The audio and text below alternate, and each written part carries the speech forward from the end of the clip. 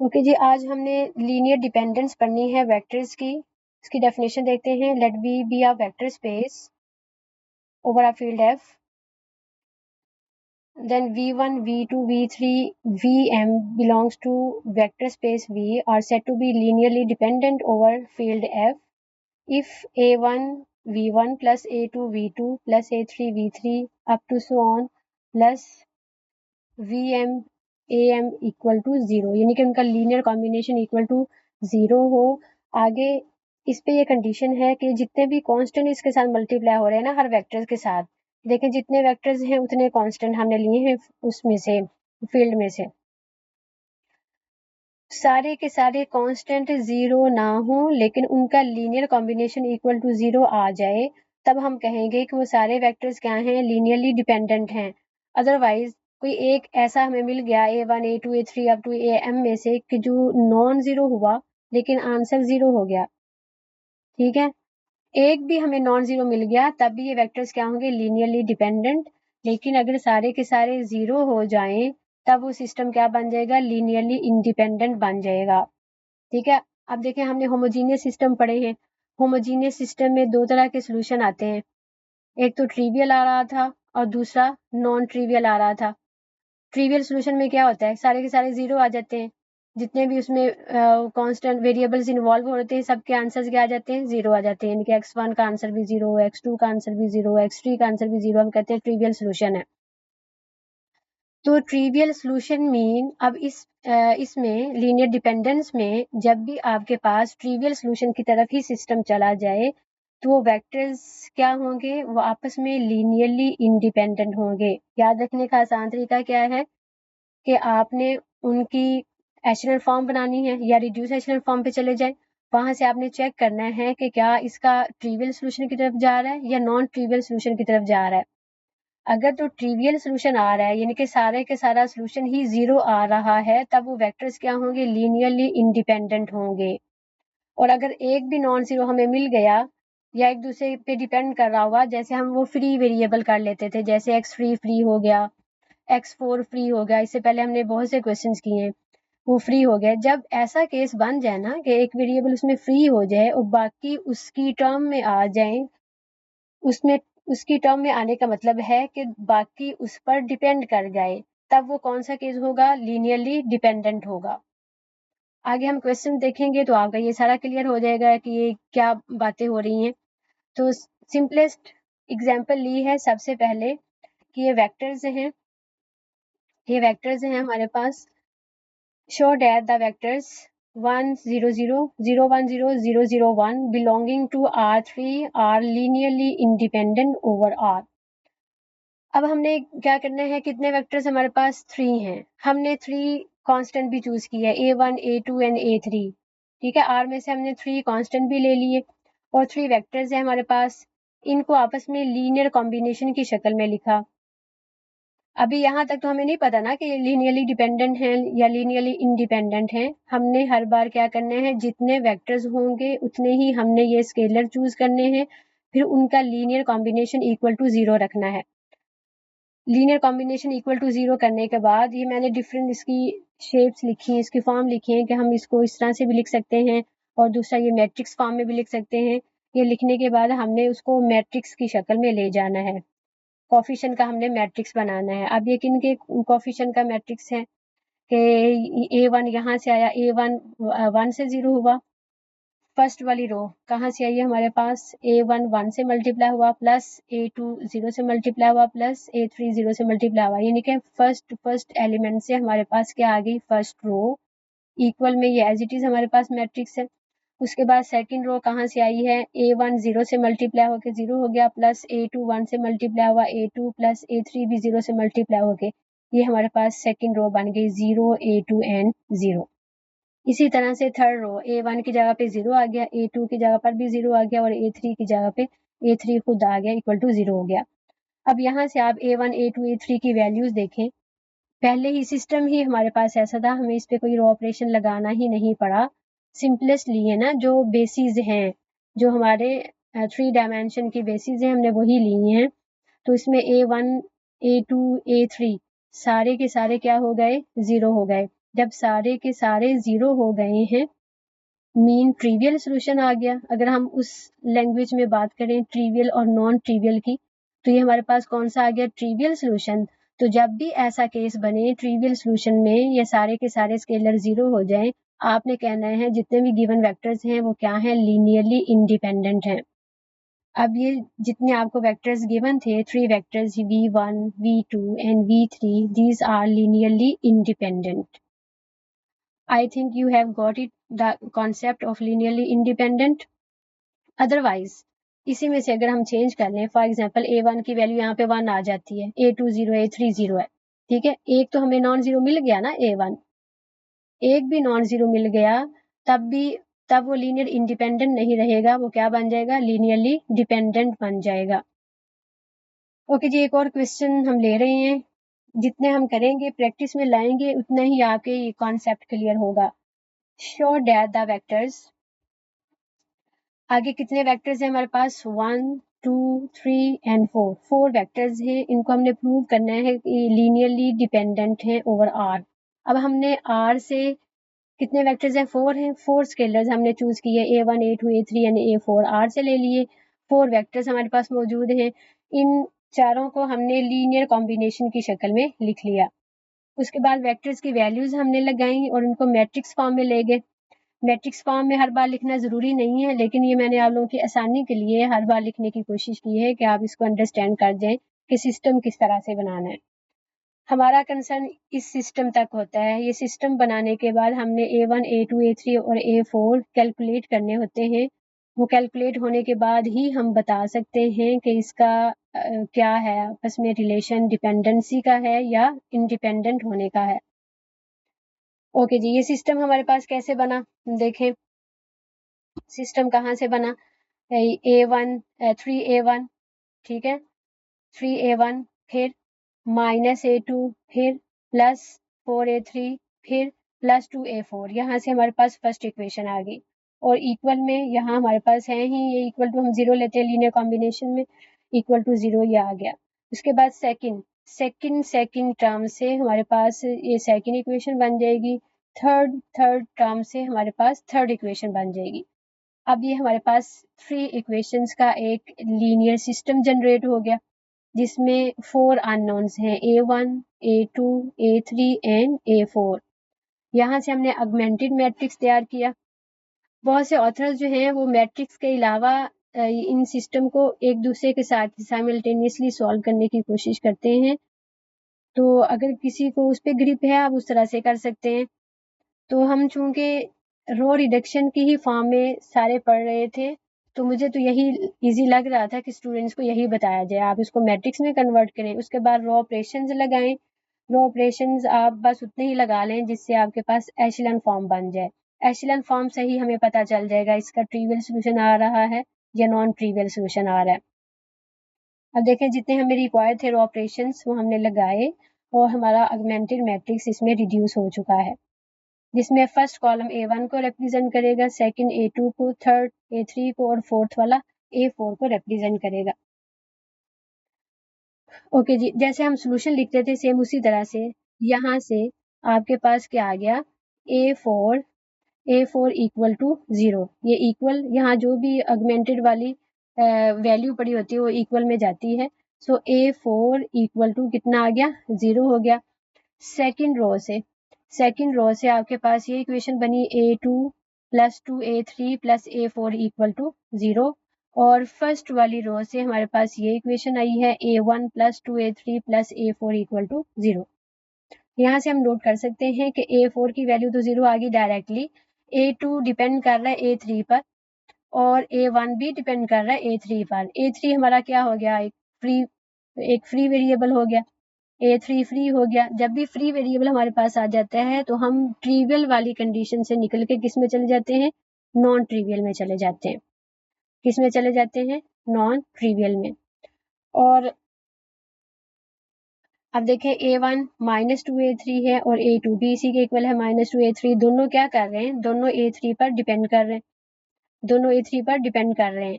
तो यहाँ से भी हमें डिपेंडेंसी पता चल गई कि हमें जो गिवन वेक्टर्स हैं वो इंडिपेंडेंट नहीं है, वो एक दूसरे पर डिपेंड कर रहे हैं।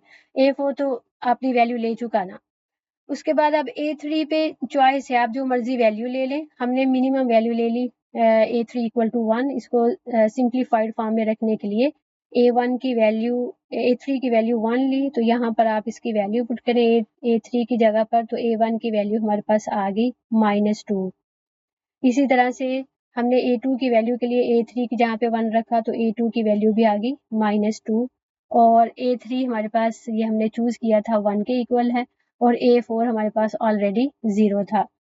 तो अब आप देखें जो हमने लीनियर कॉम्बिनेशन बनाया था यहाँ पर जो हमने ये scalar into vector, scalar into vector, scalar into vector, scalar into vector, इनकी वैल्यूज हमारे पास आ चुकी हैं।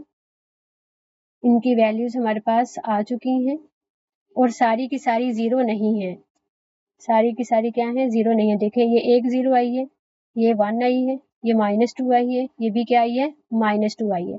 लेकिन इनका लीनियर कॉम्बिनेशन किसके इक्वल है? 0 के इक्वल है। आप सॉल्व करके देख लें। -2 मल्टीप्लाई बाय 3 कितने हो गए? -6। -2 मल्टीप्लाई बाय -1 प्लस के 2, -6 प्लस 2 कितने हो गए? -4। यहाँ से हमारे पास +4 आया, तो -4 प्लस 4 मिलके कितने हो गए? 0। और लास्ट वाले से भी हमारे पास आ गया 0। तो ये देखें फर्स्ट टर्म हमारी 0 हो चुकी है। ठीक है, फर्स्ट के लिए हमने फर्स्ट वालों को लेना है। इसी तरह से आप सेकंड वालों को चेक करेंगे, वो भी क्या होंगे? 0 होंगे। एक तो ये पहचान होगी। तो ये वेक्टर्स क्या हो गए? लीनियरली डिपेंडेंट हो गए। बिल्कुल, ये तो क्वेश्चन की स्टेटमेंट में कह दिया था कि आप इसको प्रूव करें कि ये लीनियरली डिपेंडेंट हैं। आपसे ये कहा जाता है कि आप चेक करें कि ये वेक्टर्स लीनियरली डिपेंडेंट हैं या लीनियरली इंडिपेंडेंट हैं, तब भी आपने सेम प्रोसीजर फॉलो करना है। इसी तरह से प्रोसीजर फॉलो करते जाएंगे और एंड पे आके हमें यहाँ से ही पता चल जाएगा कि हमारे पास इसकी शक्ल ट्रिवियल बन रही है या नॉन ट्रिवियल बन रही है। जैसे ही डिपेंडेंसी आएगी या एक फ्री वेरिएबल बन जाएगा, तब हमारे पास क्या बन जाएगा? वो नॉन ट्रिवियल की तरफ जाएगा। तो नॉन ट्रिवियल मीन हमारे जो वेक्टर्स हैं वो क्या हैं? वो डिपेंडेंट हैं, एक दूसरे पर डिपेंड कर रहे हैं। एक और हम एग्जांपल ले रहे हैं, पोलिनोमियल की शक्ल में है। हमारे पास वेक्टर स्पेस है ऐसी पोलिनोमियल जो ऑर्डर 3 की है। कौन सी पोलिनोमियल ले रहे हैं? थर्ड ऑर्डर की पोलिनोमियल ली है जिसकी डिग्री लेस आर इक्वल 3 है, together with zero polynomial. Zero polynomial इसलिए कहा है क्योंकि हमने इनका लीनियर कॉम्बिनेशन इक्वल टू 0 रखना होता है, तो ये भी होना उसी फील्ड में होना जरूरी है। डिटर्मिन वेदर द वेक्टर्स, कितने वेक्टर्स हैं? 1 2 3 belonging to P3 of X are linearly independent. इसमें भी हमें उन्होंने मतलब कहा है कि चेक करें कि ये लीनियरली इंडिपेंडेंट हैं या नहीं है। ओके जी, सेम प्रोसीजर हमने अडॉप्ट किया। यहाँ पर वेक्टर्स पोलिनोमियल की शक्ल में है, वेक्टर्स पोलिनोमियल की शक्ल में है। कितने हैं? 1 2 3। तो 3 हमने स्केलर लिया आर में से, इनका लीनियर कॉम्बिनेशन हमने लिखा, इक्वल टू 0 रखा। अब यहाँ से हमने सिस्टम जनरेट किया। पोलिनोमियल से आपने इस तरह से सिस्टम जनरेट करना है कि हाईएस्ट पावर से स्टार्ट कर लें या मिनिमम पावर से स्टार्ट कर लें, कोई फर्क नहीं पड़ेगा। इस वाले क्वेश्चन में मैंने हाईएस्ट पावर से स्टार्ट किए हैं। एक्स क्यूब के सारे एलिमेंट्स मैंने कलेक्ट कर लिए। यहाँ से हमारे पास आया A1 x3 का कोफिशिएंट, यहाँ से A2 आया कोफिशिएंट और यहाँ से 2A3 आया है। तो ये हमारे पास बन गई फर्स्ट इक्वेशन, इक्वल टू 0 है। उसके बाद हमने एक्स स्क्वायर के सारे कोफिशिएंट कंपेयर किए इक्वल टू 0 के साथ। फिर हमने एक्स वाले सारे कोफिशिएंट कंपेयर किए हैं इक्वल टू 0 के साथ। और लास्ट में हमारे पास क्या रह गया? सिंपल एक्स की पावर 0। ये एक्स की पावर 0 मीन्स कांस्टेंट वाली वैल्यूज हमने कंपेयर की हैं। कांस्टेंट जिसमें एक्स नहीं होता, A1 plus 2A2 plus 5A3, ये हमारे पास बन गई इसकी फोर्थ इक्वेशन और इक्वल टू 0 आ गया। यहाँ से हमने ऑगमेंटेड मैट्रिक्स तैयार किया है। ऑगमेंटेड मैट्रिक्स तैयार करने के बाद हमने क्या करना होता है? सारे रो ऑपरेशंस लगाने हैं ये चेक करने के लिए either we have non trivial solution और ट्रिवियल सॉल्यूशन। ठीक है ना। होमोजीनियस सिस्टम हम इसलिए पहले पढ़ चुके थे कि हमें पता हो कि ट्रिवियल सोल्यूशन कैसे निकलता है और नॉन ट्रिवियल पर कैसे जाना होता है। ये सारा हमने पहले पढ़ा हुआ है कि इसका रैंक अगर less than number of unknown से हो तब हमारे पास सोल्यूशन क्या होता है, नॉन ट्रिवियल ही रहता है। इससे ऊपर वाली एग्जांपल देखें, उसमें भी यही था सिस्टम कि उसका रैंक कितना बन रहा था। ये वाला जो भी हम सॉल्व करके गए हैं, इसको फिर से हम देखते हैं। देखें रैंक इसका कितना बन रहा है, number of non zero rose 1 2 3, 3 rank है और हमारे अननोन कितने हैं, 1 2 3 एंड 4, 4 हमारे अननोन है। तो ये तो पहले ही था कि इसका जो सोल्यूशन आएगा वो नॉन ट्रिवियल आएगा। तो non trivial solution mean linearly dependent. Okay जी, अब हम इसमें देखते हैं कि हमारा सोल्यूशन किस तरह से आता है, किस टाइप का आता है। देखिए हमने सारे रो ऑपरेशंस अप्लाई किए जो भी हमें रिक्वायर्ड थे। इसको रिड्यूस एशेलन फॉर्म में ले जाएं या सिंपल एशेलन फॉर्म में ले जाएं, दोनों केसेस में हमारा आंसर आ जाएगा। ओके जी, ये हमने किया। इसकी रिड्यूस एशेलन फॉर्म तक हम पहुंचे हैं। तो रिड्यूस एशेलन फॉर्म पे हमारे पास क्या आया है, फर्स्ट कॉलम से हमें फर्स्ट वाला स्केलर मिलेगा, सेकंड से सेकंड वाला, थर्ड से थर्ड वाला। ये फोर्थ इसमें है ही नहीं, ये तो ऑगमेंटेड मैट्रिक्स वाली कॉलम है। ओके जी, अब देखें यहाँ से हमें क्या मिला, ये A1 A2 A3, A3 equal to 0। यहाँ से हमें क्या मिला, A3 equal to 0। Second row से हमें मिला A2 इक्वल टू 0 और फर्स्ट वाली रो से हमें मिला A1 इक्वल टू 0। तो A1 A2 A3 तीनों के तीनों 0 आए हैं, कोई भी एक दूसरे पर डिपेंड नहीं कर रहा, इसमें कोई भी फ्री नहीं हुआ, कोई भी फ्री नहीं हुआ। और दूसरी तरह से आप देखें कि इसका रैंक कितना बनता है, number of non zero rose 1 2 and 3। Number of non zero रोज कितनी है, 3 है। और नंबर ऑफ अननोन कितने थे, 1 2 एंड 3। ये तो सेम हो गए। जब ये सेम हो जाता है तब भी हमारे पास क्या आता है, ट्रिवियल सॉल्यूशन आता है। तो ट्रिवियल सॉल्यूशन का मतलब है गिवन वेक्टर्स क्या हो गए, लीनियरली इंडिपेंडेंट। वो एक दूसरे पर डिपेंड नहीं कर रहे, बिल्कुल आजाद है, उनका एक दूसरे के साथ कोई लिंक नहीं है। ओके जी, एक और हमारे पास क्वेश्चन है। हमने 2x2 के मैट्रिसेस लिए हैं, 2x2 के मैट्रिसेस लिए हैं 3, और इसमें हमने वो कंडीशन इम्पोज करनी है ABCD पर कि ये तीनों मैट्रिसेस मिलकर लीनियरली डिपेंडेंट रिलेशन बनाएं, कि आपस में ये लीनियरली डिपेंडेंट हो जाएं। तो लीनियरली डिपेंडेंट होने का मतलब है कि ये किस पर जाएं, नॉन ट्रिवियल की तरफ जाएं। ओके जी, हमने जितने मैट्रिक्स थे हमारे पास 3, उतने हमने स्केलर चूज कर लिए, इनके लीनियर कॉम्बिनेशन की शक्ल में लिखा। उसके बाद हमने इसको एडिशन की फॉर्म में इनकी सारी एंट्रीज फाइंड की हैं। वहां से हमारे पास सिस्टम ऑफ इक्वेशंस बना है, 4 इक्वेशंस हमारे पास आई हैं, 4 इक्वेशंस हमारे पास आ चुकी हैं। So for linearly dependent, the system must have non-trivial solution। ये हम बार बार पढ़ चुके हैं कि linearly dependency के लिए सिस्टम को नॉन ट्रिवियल की तरफ ही रहना चाहिए। वो कब होगा, if rank of the matrix is less than 3, rank of the matrix is less than 3, 3 इसके अननोन थे ना, लेस देन 3 इसके अननोन थे, इसलिए इसका रैंक लेस देन 3 हम कह रहे हैं। तो कम से कम कितना होना चाहिए, 2 होना चाहिए। 1 भी हो जाए तो भी बात चल जाएगी, 2 होना चाहिए, जिस पर हम कहेंगे कि ये लीनियरली डिपेंडेंट है। ओके जी, हमने ये सारे रो ऑपरेशंस अप्लाई किए जो उसको एशेलन फॉर्म तक बनाने के लिए रिक्वायर्ड थे। ये हमारे पास सिस्टम आ चुका है, इसकी एशेलन फॉर्म पर हम पहुंचे हैं, तो ये सिस्टम हमारे पास आ चुका है। देखिए द मैट्रिक्स हैज रैंक 2, इसको आपने ध्यान से ये देखें और सुने भी और समझे भी। The matrix has rank 2 if C plus A equal to 0 and B plus D minus 2A equal to 0। अब देखिए फिल वक्त जो हमें नजर आ रहा है, ये भी नॉन जीरो रो है, ये भी नॉन जीरो रो है, ये भी नॉन जीरो रो है, क्योंकि ये जीरो तो नहीं है एंट्री। इसी तरह लास्ट वाली भी हमारे पास नॉन जीरो रो है, लास्ट वाली एंट्री मौजूद है। तो फिर हमें रैंक 2 पर क्यों जाना है? क्योंकि हम इसको लीनियरली डिपेंडेंसी पे लेके जाना चाह रहे हैं।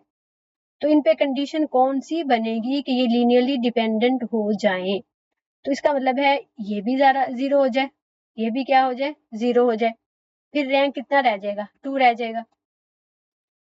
रैंक 2 ही क्यों चाहिए? क्योंकि 2 ही नंबर ऑफ अननोन से कम है। नंबर ऑफ अननोन इसमें 3 है, तो रैंक इससे छोटा 2 चाहिए हमें।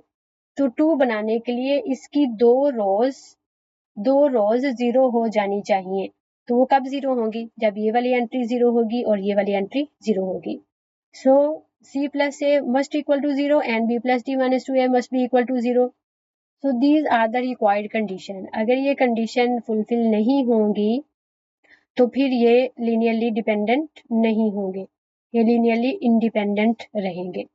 ठीक है, ये इसकी कंडीशन थी। ओके जी, एक और क्वेश्चन है, let V be the vector space of all functions defined on R to R. Defined on R to R. Check whether the vectors 2, 4 sin square x, cos square x are linearly independent. Are linearly independent in V. Okay जी, linear combination हमने बनाया। हमारे पास 1, 2, 3 vectors हैं, 3 scalar हमने ले लिए, इनका हमने लीनियर कॉम्बिनेशन लिखा। अब ये हमारे पास ट्रिग्नोमेट्रिक की शक्ल में थे, तो जब भी ट्रिग्नोमेट्रिक की शक्ल में आपके पास वेक्टर हो, आपने उसका सिस्टम जनरेट करने के लिए फर्स्ट क्वाड्रेंट के अंदर ही रहते हुए उसके एंगल की वैल्यूज चूज की। एक हमने 0 ले ली, दूसरी 45 डिग्री यानी कि π/4 ले लिया, और एक 90 डिग्री π/2 ले लिया। x इक्वल टू 0 के अगेंस्ट हमारे पास ये इक्वेशन निकलेगी। इस इक्वेशन में जहां पर x है वहां हमने 0 पुट किया x इक्वल टू 0 के लिए, तो ये बन गया 2a1 plus 4a2 sine square 0। Sign 0 0 होता है, इसलिए ये 4a2 से 0 होकर सारा क्या हो गया, 0। तो a2 का कोफिशिएंट 0 रह गया। और जब हम cos में x के यहाँ पे 0 पुट करेंगे तो cos 0 1 होता है, 1 मल्टीप्लाई बाय a3 हमारे पास आ गया a3 इक्वल टू 0। ये हमारे पास बन गई फर्स्ट इक्वेशन। सेकेंड इक्वेशन के लिए जहां पर x है वहां हमने π/4 मीन 45 डिग्री हमने पुट किया। 2a1 तो एज इट इज रहा क्योंकि इसके साथ कोई x इन्वॉल्व नहीं है। उसके बाद है 4a2 साइन स्क्वायर x, इसमें x की जगह पर हमने 45 डिग्री लगाई, इसकी जो वैल्यू आती है उसका स्क्वायर लिया, वो होता है 1/2 स्क्वायर रूट। 1/2 स्क्वायर रूट को जब हम स्क्वायर लेंगे तो 1/2 बचा, 1/2 मल्टीप्लाई बाय 4, तो ये आपस में कट के हमारे पास 2 रह गया। सो 2a2 हमारे पास इस टर्म से आया है। और लास्ट वाली टर्म में cos की वैल्यू भी 1/2 स्क्वायर रूट होती है, उसका भी स्क्वायर लिया तो 1/2 आ गया। तो उसके साथ कोई कटिंग वाली टर्म नहीं थी, a3 था एज इट इज, तो 1/2 a3 आ गया। सिमिलरली हमने x की जहाँ पे 90 डिग्री पुट की यहाँ पर इसी इक्वेशन में, तो हमारे पास ये थर्ड इक्वेशन बन गई है। ये हमने थर्ड इक्वेशन निकाल ली, वहां से हमने ऑगमेंटेड मैट्रिक्स तैयार किया और इसकी एशलन फॉर्म पे रिड्यूस करने के लिए जितने भी रॉ ऑपरेशंस थे वो समझो हमने सारे अप्लाई कर दिए। वो सारे अप्लाई करने के बाद जब हम पहुंचे हैं एंड पे सोल्यूशन की तरफ, तो हमारे पास नॉन ट्रिवियल की शक्ल में सोल्यूशन आ रहा था। कैसे कि उसमें एक रो 0 हो गई, एक रो सारी की सारी क्या हो गई, 0 हो गई। तो 0 हो जाने पर एक जो हमारा अननोन था वो फ्री वेरिएबल बन गया। उसके फ्री वेरिएबल होने से बाकी दोनों उस पर डिपेंड कर गए। जब ये डिपेंडेंसी आ गई तो ये वेक्टर्स क्या हो गए, ये लीनियरली डिपेंडेंट हो गए। सोल्यूशन इसमें हमारे पास किस शक्ल में आ रहा है, नॉन ट्रिवियल की शक्ल में आ रहा है। तो ये सारे पॉइंट्स आप लोगों ने जहन में रखकर इनको डिस्कस करना है। सारे रो रिडक्शन, रो ऑपरेशंस, एशलन फॉर्म, रिड्यूस एशलन फॉर्म, ये सारी वही चीजें हैं। अब आगे उनको हम डिस्कस कर रहे हैं कि इस तरह का आए तो उसका नाम क्या होगा। कुछ की पॉइंट्स हैं, ये आप लोग नोट कर लें। 2 इक्वल वेक्टर्स आर डिपेंडेंट। दो वेक्टर्स आपको दे दिए जाएं और पूछें कि इनका आपस में क्या लिंक है।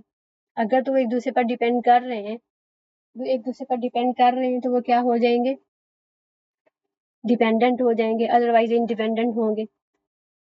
ठीक है, यानी कि दो vector v1 equal to v2 हो गया, v2 को मैं इधर लेके आई, v1 minus v2 equal to 0। देखो इनका लीनियर कॉम्बिनेशन इक्वल टू 0 हो गया, लीनियर कॉम्बिनेशन क्या हो गया, इक्वल टू 0। v1 का कोफिशिएंट क्या है 1 और v2 का कोफिशिएंट क्या है -1, लेकिन कॉम्बिनेशन इक्वल टू किसके है, 0 के इक्वल है। तो यही हमने डेफिनेशन पढ़ी थी कि उनका लीनियर कॉम्बिनेशन इक्वल टू 0 हो, जबकि उनके जो कोफिशिएंट हैं वो सारे के सारे 0 ना हो, कोई एक भी हमें नॉन 0 मिल जाए, वो क्या होंगे, लीनियरली डिपेंडेंट होंगे। तो उस डेफिनेशन के मुताबिक ये हमारे पास बन गया। इसी तरह से अगर दो वेक्टर्स आपको दे दिए जाएं और वो डिपेंडेंट होंगे if and only if one is the some multiple of other vector, उसमें क्या होगा कि v1 will be equal to some multiple of other vector. इसको भी सेम उसी तरह से हम जैसे ये v2 को इधर लेके आए थे, ये माइनस लैम्डा v2 इधर आ गया, v1 का कोफिशिएंट 1 बना और v2 का कोफिशिएंट माइनस लैम्डा बना इक्वल टू 0। ये तो हमने इसकी डेफिनेशन के मुताबिक किया। अब लेट करें कि हमारे पास v1 मैं ले लेती हूँ, यहाँ से v1 मैं ले लेती हूँ, ये है 1 एंड 2 फॉर एग्जांपल मैंने ये ले लिया, और v2 मैंने ले लिया 3 एंड 6, v2 मैंने ले लिया 3 एंड 6। अब आप देखें, आपको नजर आ रहा है कि इसमें से 3 कॉमन है, v2 में 3 कॉमन हम निकाल लें, v2 को यानी कि हम लिखें v2 इक्वल 3 मैंने कॉमन निकाला, अंदर क्या रह गया 1 एंड 2, 1 एंड 2, और 1 एंड 2 क्या है 3 इंटू v1, तो एक वेक्टर दूसरे के कॉम्बिनेशन में आ गया। देखिए 1 एंड 2 क्या था, v1 था, तो v2 आ गया, v2 in term of v1 आ गया, एक दूसरे के कॉम्बिनेशन में आ गया।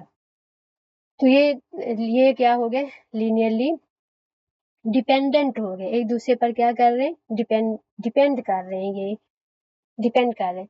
और दूसरे केस में जब हमारे पास सिस्टम ऑफ होमोजीनियस इक्वेशन बन जाए, जैसे हमने ऊपर सारे क्वेश्चन किए हैं और मैंने खुद उनको होमोजीनियस सिस्टम में कन्वर्ट करके किए हैं, उसमें अगर ट्रिवियल सॉल्यूशन ही आ रहा है, हर केस में ट्रिवियल सॉल्यूशन ही आ रहा है, तो उन वेक्टर्स का आपस में लिंक क्या होगा, वो क्या होंगे, लीनियरली इंडिपेंडेंट होंगे। और जब हमारे पास नॉन ट्रिवियल सॉल्यूशन की शक्ल में आ जाए, यानी कि एक वेरिएबल उसमें फ्री हो जाए और दूसरे उस पर डिपेंड करना शुरू हो जाए, तब वो क्या होंगे, वो लीनियरली डिपेंडेंट होंगे। ओके जी, अब आगे हैं बेसिस और डायमेंशंस, ये भी इसी पर ही बेस करती हैं। जब आपने लीनियरली डिपेंडेंट और लीनियरली इंडिपेंडेंट सीख लिया तो आगे बेसिस कुछ भी नहीं है। बेसिस क्या है, actually this is the set of linearly independent vectors, बस simple. A vector space V is said to be finite dimension n, इसको हम लिखते हैं dim V equal to n, यानी कि dimension of V equal to n if there exist linearly independent vectors v1 v2 v3 up to vn which span V, यानी कि जो V को जनरेट करता है, then the sequence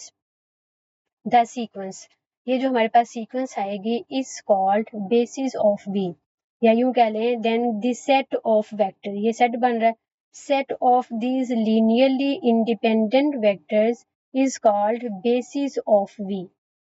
उस vector space की वो क्या बन जाएगी, बेसिस बन जाएगी, किस केस में, जब वो लीनियरली इंडिपेंडेंट होंगे। तो सिंपल हमें जब वेक्टर्स दे दिए जाएं और कहा जाए कि आप चेक करें कि ये बेसिस बन रही हैं, फलां की बन रही है, फलां की बन रही है कि नहीं बन रही, हमने जस्ट क्या करना है, हमने उसकी लीनियरली डिपेंडेंसी चेक करनी है, जो हम ऊपर चेक कर रहे हैं कि किस तरह से चेक करनी है कि लीनियरली डिपेंडेंट है या लीनियरली इंडिपेंडेंट है। अगर तो वो इंडिपेंडेंट हैं फिर तो वो बेसिस बन जाएंगी, अगर वो लीनियरली डिपेंडेंट हैं फिर वो बेसिस नहीं बनेगी।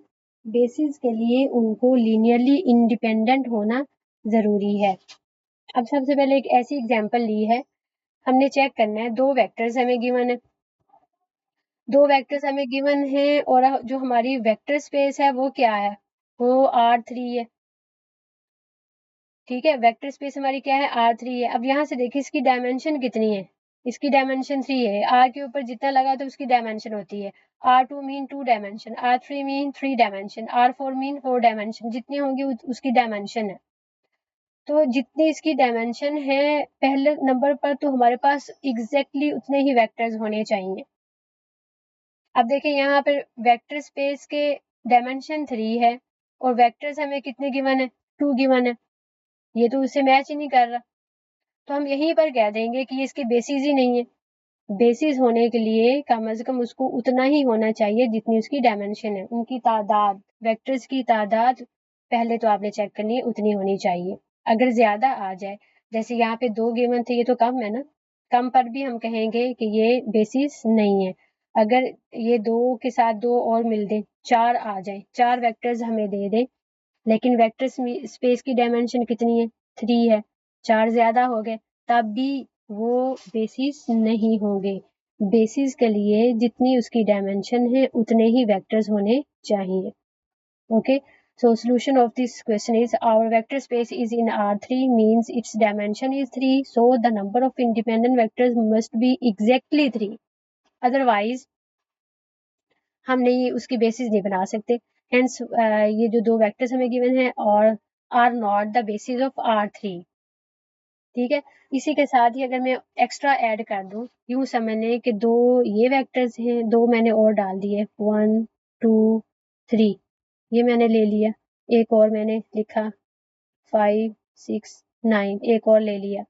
अब हमारे पास टोटल वेक्टर्स कितने बन गए, 1 2 3 एंड 4। और 4 का कहा जाए कि आप चेक करें इसकी बेसिस बन रही है कि नहीं बन रही। अभी भी ये बेसिस नहीं बन रही क्योंकि इसकी डायमेंशन 3 है, वेक्टर हमें 4 दे दिए हैं, ये उसे रिजेंबल नहीं कर रहा। तो डायमेंशन के इक्वल में ही वेक्टर्स की तादाद होनी चाहिए। ये वाला क्वेश्चन तो ऐसे हो गया। कम हो या ज्यादा तब भी वो बेसिस नहीं बनेगी, और अगर इक्वल में है, इक्वल है यानी कि जितनी डायमेंशन है उतने ही वेक्टर्स गिवन है, फिर हमें वेक्टर्स को चेक करना है कि वो लीनियरली इंडिपेंडेंट हैं या डिपेंडेंट हैं। अगर वो इंडिपेंडेंट हैं तब तो वो बेसिस बन जाएगी, अदरवाइज वो बेसिस नहीं बनेगी। देखिए एक और क्वेश्चन है, हमें 3 वेक्टर्स गिवन है और हमने चेक करना है कि ये बेसिस बना रहा है कि नहीं, R3 की ये बेसिस बनाते हैं या नहीं। ओके जी, अब हमने सबसे पहले एनालाइज कर लिया कि हमारे पास 3 डायमेंशन की है वेक्टर स्पेस और वेक्टर्स भी हमारे पास कितने हैं, 3 हैं, ये तो मैच कर गया। अब आगे इन वेक्टर्स को चेक करना है कि ये लीनियरली इंडिपेंडेंट है या नहीं। So the vectors form a basis if and only if they are independent. बस एक ही केस है कि बेसिस बनने के लिए उनको लीनियरली इंडिपेंडेंट होना चाहिए। सो इन मैट्रिक्स फॉर्म, इसको हमने मैट्रिक्स की फॉर्म में लिखा, ये फर्स्ट वेक्टर आ गया, सेकंड वेक्टर आ गया, थर्ड वेक्टर आ गया, सारे रो ऑपरेशन हमने लगाए, इतने रो ऑपरेशन लगाए हैं कि ये एशेलन फॉर्म में रिड्यूस हो गई। एशेलन फॉर्म में ये क्या हो गई है, रिड्यूस हो गई। ओके जी, आप देखें इसमें अननोन कितने बनने हैं, 1 2 3, 3 बनने हैं। इसका रैंक कितना आ रहा है, 1 2 3, 3 ही रैंक आ रहा है। जब इक्वल होता है तब हमारे पास ट्रिवियल सॉल्यूशन ही आता है। Rank of the matrix and number of unknown same आ जाएं तब हमारे पास सॉल्यूशन कौन सा होता है, ट्रिवियल सॉल्यूशन ही एग्जिस्ट करता है। या दूसरे अल्फाज में कह दें कि इसमें कोई भी रो जीरो नहीं हुई, कोई भी रो जीरो नहीं हुई। या तीसरे अल्फाज में कह दें कि इसमें कोई भी वेरिएबल फ्री नहीं हुआ, फ्री वेरिएबल नहीं बना। ठीक है, नॉन ट्रिवियल सॉल्यूशन की तरफ नहीं गया। ठीक है ना, तो ये सारे पॉइंट्स एक ही बात कर रहे हैं। सो ट्रिवियल सॉल्यूशन यहाँ से हमारा आ रहा है, means these vectors are linearly independent and hence form basis for R3। Clear, जैसे ही वो लीनियरली इंडिपेंडेंट प्रूव हो गए, साथ ही हमने कह दिया कि वो R3 की बेसिस बन गई। सबसे पहले क्या चीज चेक की है, हमने वेक्टर्स की तादाद चेक करनी है कि वो वेक्टर स्पेस की डायमेंशन से मैच करे, उतने होने चाहिए एग्जैक्टली। उतने नहीं हैं, कम हैं या ज्यादा हैं तो भी बेसिस नहीं बनेगी। अगर उतने ही गिवन है जितनी डायमेंशन है, फिर हमने उसका मैट्रिक्स बनाकर उसकी एशेलन फॉर्म पे जाना है। एशेलन फॉर्म से हमें पता चल जाएगा इसका ट्रिवियल सोल्यूशन आ रहा है या नॉन ट्रिवियल सोल्यूशन आ रहा है। नॉन ट्रिवियल सोल्यूशन का कैसे पता चलेगा कि उसकी सारी की सारी जीरो जो है रोज जो है वो नॉन जीरो रहे, तब हमारे पास ट्रिवियल सोल्यूशन आ जाएगा। ये भी पहचान है। वहां से हम कह देंगे कि ये लीनियरली इंडिपेंडेंट है। तो जब वो लीनियरली इंडिपेंडेंट प्रूव हो गई, hence that vectors will be form basis for the given vector space. Okay जी, एक और क्वेश्चन है, इसमें भी हम चेक कर रहे हैं। इसमें 3 वेक्टर्स गिवन है और इसको भी हमने R3 के लिए बेसिस के लिए चेक करना है कि इसकी बेसिस बन रही हैं या नहीं बन रही। तो सबसे पहले हमने मैच किया, इसकी ये 3 डायमेंशन की वेक्टर स्पेस है, वेक्टर्स भी हमारे पास 3 हैं। ठीक है, ये तो मैच कर गया। उसके बाद अब हमने इसकी लीनियरली इंडिपेंडेंसी चेक करनी है। हमने वेक्टर की मैट्रिक्स शक्ल में लिखा, सारे रो ऑपरेशन अप्लाई किए, इतने रो ऑपरेशन लगाए हैं कि ये हमारे पास एशेलन फॉर्म में रिड्यूस हो गया। जब हम एशेलन फॉर्म पे पहुंचे हैं, आप गौर करें कि एशेलन फॉर्म पे हमारे पास क्या आ गई है, एक जीरो रो आ चुकी है। या दूसरे अल्फाज में बात करें तो आप कहें कि हमारे पास 2 नॉन जीरो रोज हैं, यानी कि इसका रैंक 2 है। इसका रैंक कितना है? 2 है। तीसरे अल्फाज में बात करें तो इसका मतलब है एक वेरिएबल फ्री हो गया। एक वेरिएबल के फ्री होने से बाकी 2 उस पर डिपेंड कर गए। ठीक है ना, बाकी 2 उस पर डिपेंड कर गए, तो फिर वेक्टर्स क्या हो गए, लीनियरली डिपेंडेंट हो गए, and hence does not form basis for R3। तो इसलिए जब वो डिपेंडेंट हो गए हैं तो वो R3 की बेसिस नहीं हो सकते। बेसिस होने के लिए उनको लीनियरली इंडिपेंडेंट होना जरूरी है। प्रैक्टिस के लिए एक और मैंने पोलिनोमियल से क्वेश्चन उठाया है।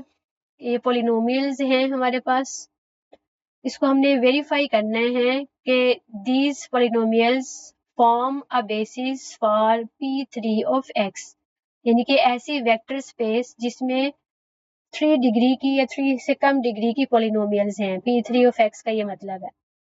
अब आप चेक करें हमारे पास वेक्टर्स कितने हैं, 1 2 3 4, 4 वेक्टर्स हैं।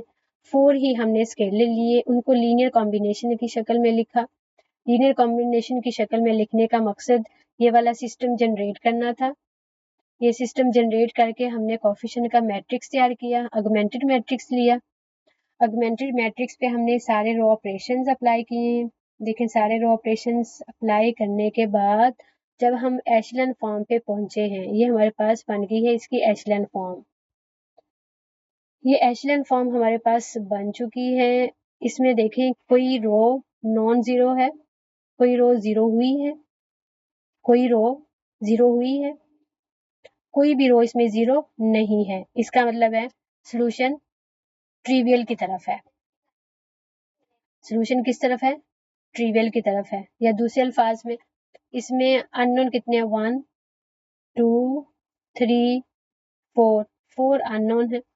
और रैंक कितना है, 1 2 3 एंड 4, 4 ही रैंक है। जब रैंक और नंबर ऑफ अननोन सेम हो जाते हैं तब भी सोल्यूशन किस तरफ जाता है, ट्रिवियल की तरफ ही जाता है। और इसमें हम हर बार ट्रिवियल को ही क्यों कह रहे हैं, यूनिक या इनफाइनाइटली मैनी सोल्यूशन क्यों नहीं कह रहे, इसलिए कि हमारे जो सिस्टम जनरेट हो रहे हैं वो होमोजीनियस हैं। वो क्या है, होमोजीनियस हैं। तो होमोजीनियस के सोल्यूशन या तो ट्रिवियल होते हैं या फिर नॉन ट्रिवियल होते हैं। ओके जी, अब हमने यहाँ से देखें A1 A2 A3 A4, A4 यहाँ से मिला, A4 इक्वल टू 0, ये हमने कैलकुलेट कर लिया। यहाँ से जब हमने इक्वेशन बनाई है तो -4A3 + 3A4 equal to 0। A4 हमारे पास 0 है, उसकी वैल्यू लगाई तो A3 भी हमारे पास 0 आ गया। सेकेंड रो से हमारे पास A2 भी इक्वल टू 0 आ गया और फर्स्ट रो से A1 भी हमारे पास 0 आ चुका है। दिस मीन्स डैट सोल्यूशन किस तरफ गया है, ट्रिवियल की तरफ। Trivial mean the given vectors given system is linearly independent.